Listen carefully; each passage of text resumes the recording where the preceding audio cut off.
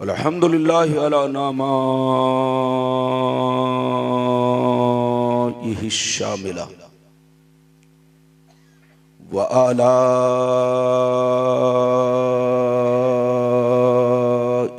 कामिला वस्सलातु अला मुहम्मदिनिल मुस्तफ़ा व अला आलिहिल मुज्तबा अम्मा बाद फ़ौज़ु बिल्लाहि मिनश शैतानिर रजीम बिस्मिल्लाहिर रहमानिर रहीम मा आताकुमुर रसूलु फ़ख़ुज़ूहु वमा नहाकुम अन्हु फ़न्तहू आमन्तु बिल्लाह सदक़ल्लाहुल अलीयुल अज़ीम व सदक़ रसूलुहुन नबियुल अमीनुल मुबीनुल मतीनुल मकीनुल करीम व नहनु अला ज़ालिका लमिनश शाहिदीन व शाकिरीन वल्हम्दुलिल्लाहि रब्बिल आलमीन। मुअज़्ज़ज़ हज़रात, या आप हज़रात की मोहब्बत है, खुसूसियत के साथ अजीज़ गिरामी हज़रत अल्लामा मौलाना मुफ्ती नदीम साहब की मोहब्बत,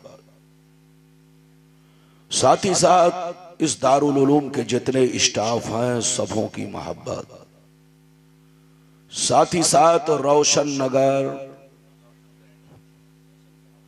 रोशनगंज और इस बस्ती में रहने वाले जुमला मुसलमान भाइयों की मोहब्बत कि लगभग बरसों के बाद आपके दयारे मोहब्बत में ये नाचीज फिर हाजिर हुआ। कारी शमशाद साहब ने मुझसे कहा कि हजरत आप यहां 1997 में तशरीफ लाए थे। मैंने कहा चलो अब मुझको बुढ़ापे में याद करना, जब लाठी लेके चलो। या आप हजरत की मोहब्बत है कि आपने मुझे याद किया और मैं आपके दरमियान बगैर से खिताब शिरकत की सआदत हासिल कर रहा हूं। बहुत सारी तकरीरें हो गई, शायद मेरे बाद भी तकरीर है और दस्तार बंदी का मंजर भी आपको देखना है। बिल्कुल अदब से बैठे, होश में बैठे हैं। मेरी तकरीर का मामला आप पर है। आप सुनेंगे तो मेरी मशीन काम करेगी और अगर नहीं सुनेंगे तो मशीन फेल हो जाएगी। फिर आप कहेंगे रब्बानी साहब इलाहाबाद से आए 20 बरस के बाद, लेकिन तकरीर नहीं कर सके, तो इसका मतलब यह है कि आपने अपना रंग पैदा नहीं किया, आप बिरयानी खाकर सोने लगे। तो अब यकीनी बात है मेरी तकरीर का मामला आप पर है। बिल्कुल अदब से बैठे, होश में बैठे हैं। मौजू तो बहुत है, किसी मौजू पर खिताब कर सकता हूं, लेकिन आज मैं अपनी तकरीर में खास खास बातें आप तक पहुंचाने की कोशिश करूंगा। पहली बात तो यह बताना चाहूंगा कि मेरे नबी साहिबे इख्तियार हैं या नहीं। मेरे नबी को अल्लाह ने पावर दिया है कि नहीं? अगर पावर दिया है तो कितना दिया है?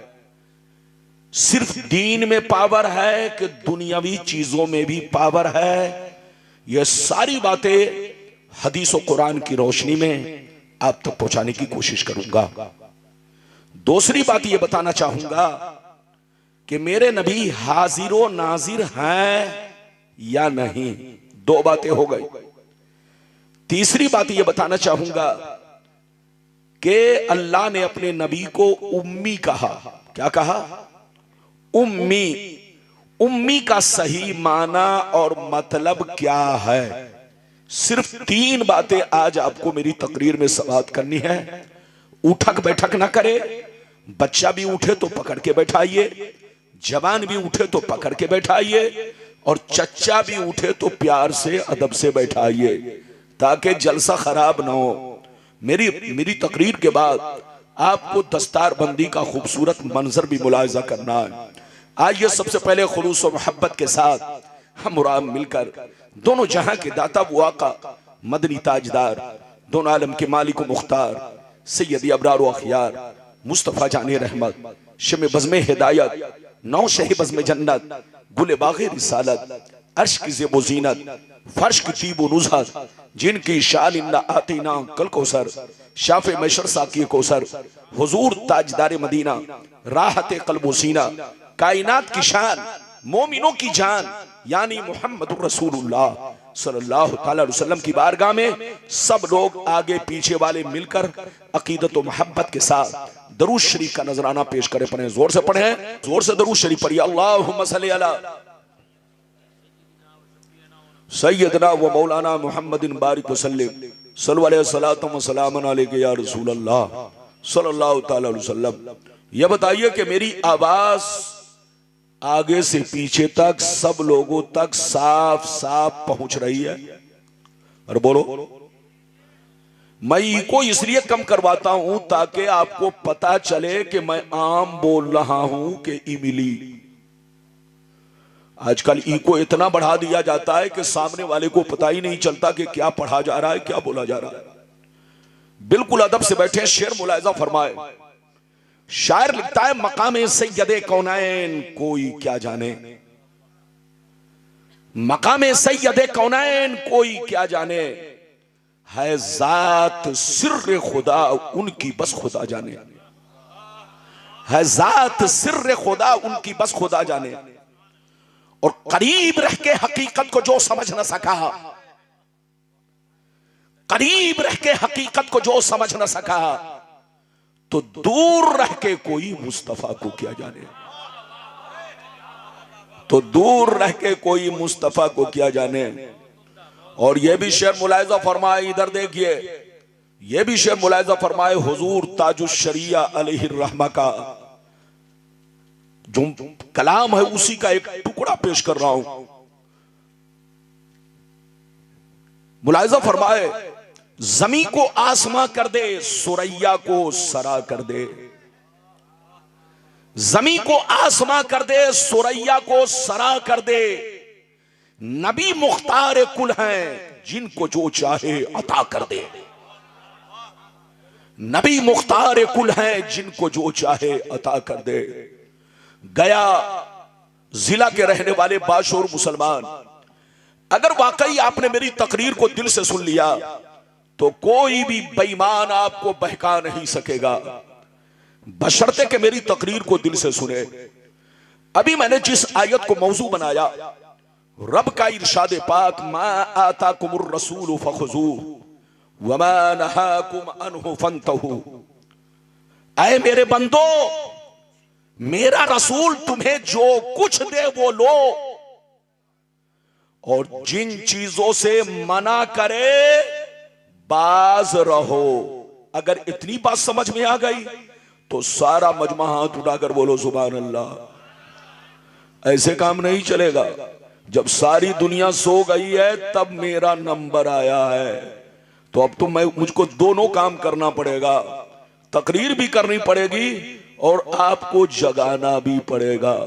इधर देखिए, बिल्कुल अदब से बैठे, कुरान का अंदाज देखिए। रब फरमाता है, इधर देखिए, ऐ मेरे बंदो, मेरा रसूल तुम्हें जो दे वो लो, और जिन चीजों से मना फरमाए बाज रहो, क्योंकि मेरे रसूल का देना मेरा देना है, मेरे रसूल की अता मेरी अता है, मेरे रसूल का हुक्म मेरा हुक्म है, मेरे रसूल की फरमाबरदारी मेरी फरमाबरदारी है, मेरे रसूल से फिरना मुझसे फिरना है।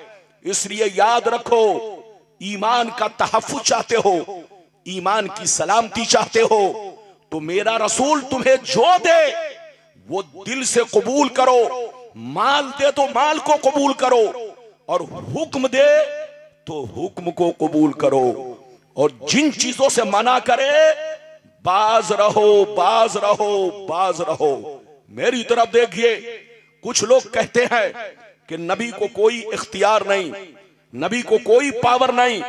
हजरात मेरी तरफ देखिए, हदीस तो मैं बाद में सुनाऊंगा, लेकिन मेरी तरफ देखिए, हदीस तो बाद में सुनाऊंगा। पहले आप ये बताओ, हम लोगों पर कितने वक्त की नमाज फर्ज है? जोर से बोलो। 5। सब लोग बोलो, हम लोगों पर कितने वक्त की नमाज फर्ज है? जोर से बोलो। 5 वक्त की नमाज फर्ज। अच्छा ये बताओ फजर में कितनी रकतें फर्ज? 2। जोहर में कितनी रकतें फर्ज? 4। असर में कितनी रकतें फर्ज? बोलो 4। मगरिब में कितनी रकतें फर्ज? 3। ऐशा में कितनी रकतें फर्ज? बोलो 4। तो ये बताओ सीने पर हाथ रख करके कि आप लोग सिर्फ फर्ज अदा करते हो या फर्ज से पहले कुछ और नमाजें भी पढ़ते हो? फर्ज से पहले सुन्नत, फर्ज के बाद सुन्नत। मेरी तरफ देखो, अगर नबी को इख्तियार ना होता, नबी को पावर ना होता, तो बंदा सिर्फ फजर की 2 रकतें पढ़ के फुर्सत पा लेता, जोहर की 4 रकतें पढ़ के फुर्सत पा लेता, असर की बोलो 4 रकत पढ़ के फुर्सत पा लेता, मगरिब की 3 रकतें पढ़ के फुर्सत पा लेता, ऐशा की बोलो 4 रकतें पढ़ के फुर्सत पा लेता। लेकिन अल्लाह ने नबी को पावर दिया है, इसलिए आप बोलो आप फर्ज पढ़ने से पहले भी सुन्नत पढ़ते हो, फर्ज के बाद भी सुन्नतें पढ़ रहे हो। तो जितनी सुन्नतें पढ़ रहे हो ये मुस्तफा का हुक्म है, और जो मुस्तफा का हुक्म है वो मुस्तफा का पावर है। जो मुस्तफा का हुक्म है वो मुस्तफा का पावर है। अल्लाह ने नबी को साहिब इख्तियार बनाया है। अच्छा एक बात और बताओ, मेरी तरफ देखो, एक बात और बताओ, अल्लाह ने नबी को कितना पावर दिया? इधर देखिए कितना पावर दिया। कुरान आप पढ़िए, कहीं भी रब ने आपको अजान का हुक्म नहीं दिया। बोलो अजान का हुक्म किसने दिया? नबी ने दिया। इधर देखो ईद की नमाज पढ़ते हो, ईद की नमाज पढ़ने का हुक्म किसने दिया? नबी ने। बकरा ईद की नमाज पढ़ने का हुक्म किसने दिया? नबी ने। वित्र की नमाज पढ़ने का हुक्म किसने दिया? नबी ने। तो जो नबी ने हुक्म दिया है उसी वो बोलो जो नबी ने हुक्म दिया है वो नबी का पावर है। तो अगर नबी साहिब इख्तियार ना होते तो बंदा फर्ज पर इजाफा नहीं करता, सिर्फ फर्ज पढ़कर छुट्टी पा लेता। इसका मतलब है अल्लाह ने नबी को साहिब इख्तियार बनाया है। इधर देखो, और दुनियावी बातों में देखो, अगर नबी को इख्तियार ना होता तो डूबे हुए सूरज को ना पलटाते, नबी को इख्तियार ना होता तो चांद को 2 टुकड़े ना करते, नबी को इख्तियार ना होता तो दरख्तों से कलमा ना पढ़ाते, अगर नबी को इख्तियार ना होता तो उनके हाथों से पानी के चश्मे जारी नहीं होते। अल्लाह ने नबी को साहिब इख्तियार बनाया है।